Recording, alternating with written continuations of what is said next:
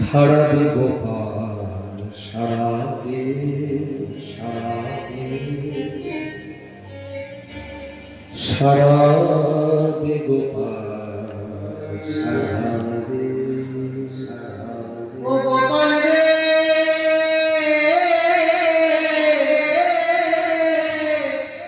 সারা দে গোপাল সারা দে,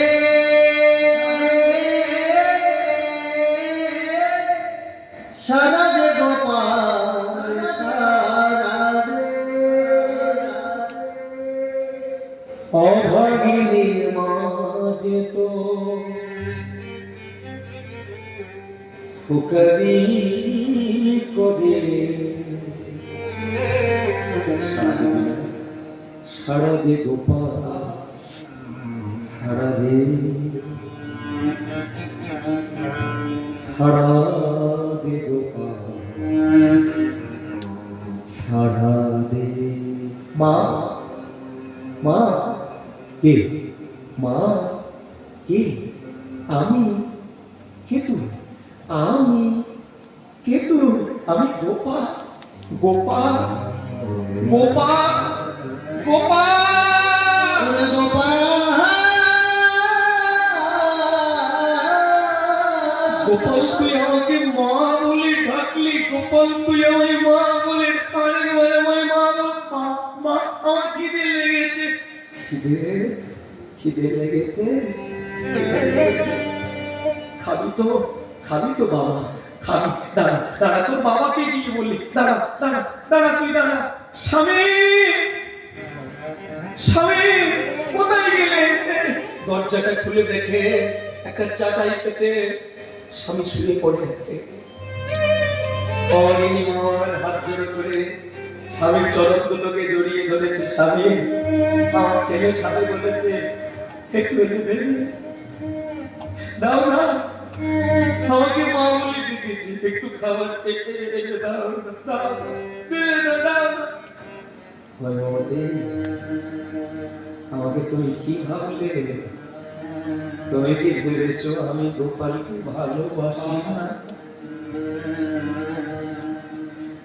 আমি যে বাসি, শুধু তুমি কতটা বাঁচতে পারো তোমাকে পরীক্ষা করছিলাম। স্বামী স্বামী, এত কিছু ভাবার সময় নেই। এই নাও এই নাও এই নাও, এই বাটি নাও, যা যা চলে যাও, দেরি করো না, আমার ছেলে বড় ক্লান্ত। যাবো যাবো না, দাও দাও পাত্রটা, তুমি দাও। পাত্রটা হাতে করে নিয়ে বেরিয়ে পড়লো রাস্তা। কে আছো, কে আছো গো?